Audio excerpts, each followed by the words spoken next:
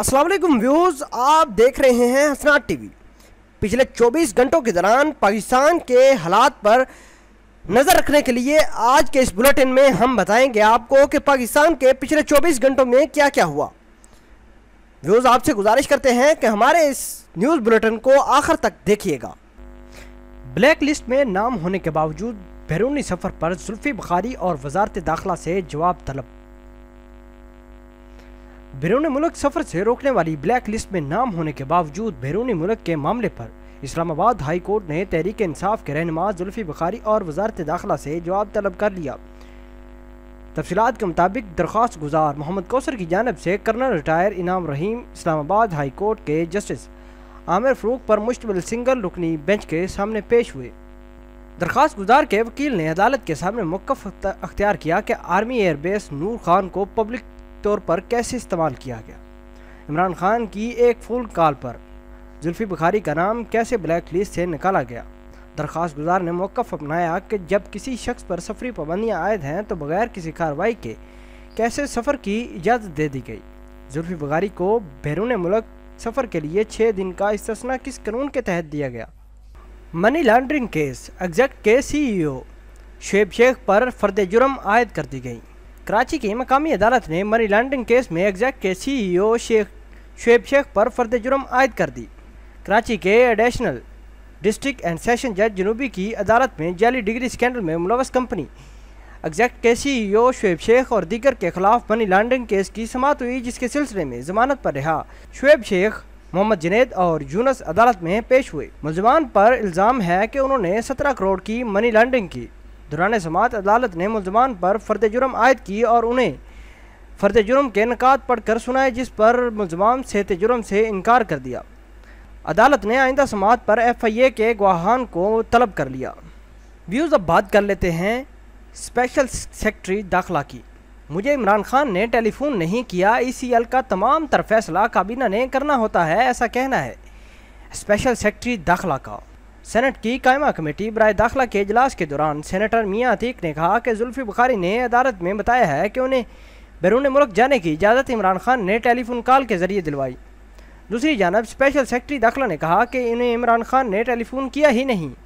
नाम ECL में डालने और निकालने का निज़ाम तब्दील किया गया है। अब ECL का तमाम तर फैसला काबीना ने करना होता है।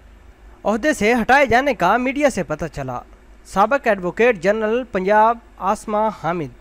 साबिक एडवोकेट जनरल पंजाब आसमा हामिद का कहना है कि बेहतर था कि आइनी जिम्मेदारी आइन और कानून के मुताबिक वापस ली जाती। मुझे ओहदे से हटाए जाने का मीडिया पर पता चला। एक इंटरव्यू में साबिक एडवोकेट जनरल पंजाब आसमा हामिद का कहना था कि मुझे इत्मीनान में लिया गया, ना कोई वजह पूछी गई। मुझे तो ओहदे से हटाए जाने का मीडिया से पता चला। बेहतर था कि आइनी जिम्मेदारी आइन और कानून के मुताबिक वापस ली जाती। व्यूज़, अब बात कर लेते हैं 2 पुराने दोस्तों की, जहां नवाज शरीफ ने ऐसा जवाब दे दिया कि आप हैरान रह जाएंगे। साबिक वज़ीर आज़म नवाज शरीफ अपनी अहलिया कुलसूम नवाज की अयादत के लिए हार्ले स्ट्रीट क्लिनिक पहुंचे तो सहाफ़ी ने उनसे सवाल किया कि आपका 30 साल का रफ़ीक साथ छोड़ गया है, कुछ कहेंगे। इस पर नवाज शरीफ ने जवाब देते हुए कहा कि आप किसकी बात कर रहे हैं। मुझे इन्हें बताया गया कि चोरी निसार के बारे में कर रहे हैं। तो इस पर साबिक वज़ीर आज़म ने खफगी का इजहार करते हुए चल पड़े। साबिक वज़ीर आज़म नवाज शरीफ ने कहा कि कुलसूम नवाज की तबीयत के बारे में कुछ देर में ब्रीफ करूँगा। वाज़ह रहे कि साबिक खतून अव्वल कुलसूम नवाज लंदन के हार्ले स्ट्रीट में ज़ेर इलाज हैं, जहाँ उनकी तफ्शीशनाक हालत बताई जाती है। साबिक वज़ीर आज़म नवाज शरीफ अपनी साहबजादी मरीम नवाज के हमरा उनकी इयादत के लिए लंदन में मौजूद हैं।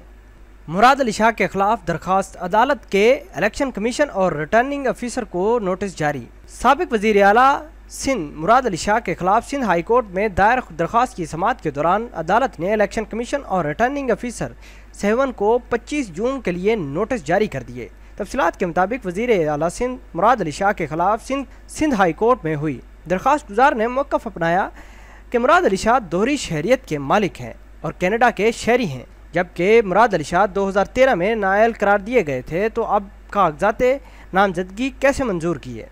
सिंध हाई कोर्ट ने इलेक्शन कमीशन और रिटर्निंग अफीसर 7 को 25 जून के लिए नोटिस जारी करते हुए इलेक्शन कमीशन को हदायत की कि दोहरी शहरियत और अकामा से मुतल्लिक रिपोर्ट पेश की जाए। पीपल्स पार्टी ने जुल्फी बुखारी के मामले पर نگران وفاقی وزیر داخلہ کے خلاف پٹیشن دائر کر دی۔ پاکستان پیپل پارٹی کے نگران وفاقی وزیر داخلہ کے خلاف پٹیشن دائر کر دی۔ پی پی کے رہنما فیصل میر نے اعظم خان کے خلاف درخواست ہائی کورٹ میں دائر کی۔ پٹیشن میں الیکشن کمیشن اور ایف آئی اے کو فریق بنایا گیا۔ تفصیلات کے مطابق پیپل پارٹی کے رہنما فیصل میر نے نگران وفاقی وزیر داخلہ اعظم خان کے خلاف ہائی کورٹ میں پٹیشن دائر کی، جس میں موقف اختیار کیا گیا کہ زلفی بخاری کو غیر قانونی طور پر ملک سے باہر جانے کی اجازت کس نے دی۔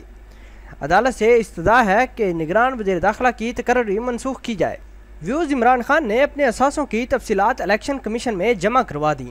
پاکستان تحریک انصاف کے چیئرمین عمران خان نے عام انتخابات سے قبل اثاثوں کی تفصیلات الیکشن کمیشن کو جمع کروا دی، جس کے مطابق عمران خان کی گزشتہ سال کی آمدن 47,76,611 روپے ہے۔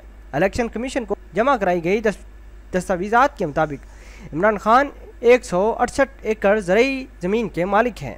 انہوں نے اپنے ذرائع آمدن کے طور پر زراعت، تنخواہ اور بینک کے منافعات کو بھی ظاہر کیا ہے۔ دستاویزات میں عمران خان نے گزشتہ سال اپنی کل آمدن 47,76,611 روپے ظاہر کی، جس پر انہوں نے 1,03,763 روپے ٹیکس ادا کیا۔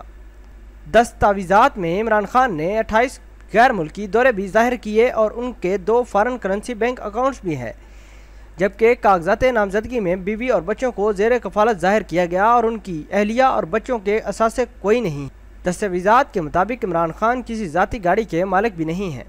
مریم نواز تو والدہ کی عیادت کے لیے لندن میں موجود ہیں، لیکن بیگم کلثوم نواز کی دوسری بیٹی اسما نواز اس وقت کہاں ہیں، کیا کر رہی ہے؟ ایسی خبر آ گئی کہ پاکستانیوں کی حیرت کی انتہا نہیں رہے گی۔ سابق وزیر اعظم نواز شریف کی اہلیہ بیگم کلثوم نواز کی حالت تشویشناک ہے اور وہ لندن کے ہارلے اسٹریٹ کلینک میں زیر علاج ہیں۔ ڈاکٹروں کا کہنا ہے کہ بیگم کلثوم نواز کی حالت ابھی تشویشناک ہے اور ان کی طبیعت میں بہتری آنے کے بعد ہی ان کا وینٹیلیٹر سے ہٹایا جائے گا۔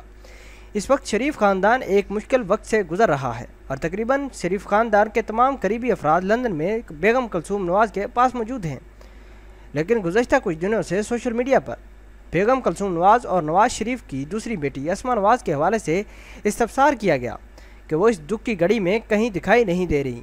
سوشل میڈیا پر صارفین شریف خاندان پر تنقید کرتے ہوئے استفسار کر رہے ہیں کہ مریم نواز تو لندن میں نظر آ رہی ہیں، لیکن اسما نواز کہاں ہیں؟ سوشل میڈیا پر اس سوال کے جواب میں سابق وزیر خزانہ اسحاق ڈار کے بیٹے اور اسما نواز کے شوہر علی ڈار بھی میدان میں آ گئے۔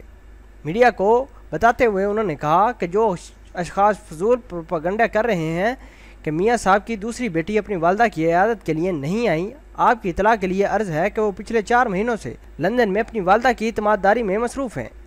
انہوں نے مزید کہا کہ اسما نواز روز ہسپتال آتی ہیں، خاندان سے جڑے ہر فرد کا میڈیا پر آنا فرض نہیں۔ ادھر خواجہ سعد رفیق نے کہا کہ انشاءاللہ چوری نثار کو نون لیگ میں واپس لائیں گے، میری لوہے کے چنے والی بات لڑ گئی۔